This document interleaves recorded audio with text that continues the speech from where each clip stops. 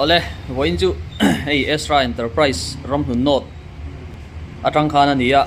FX Impact Mark 3 hey customer fel deuh mai kan cha saka anga rei wang boka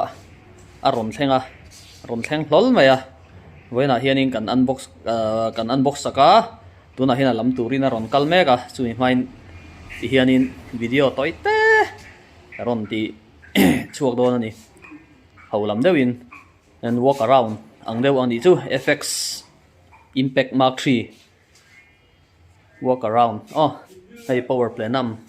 te engkim ron chom vek boka hey hard case ni se ron chom tha em boka FX ho hi FX hi Sweden ho siam ania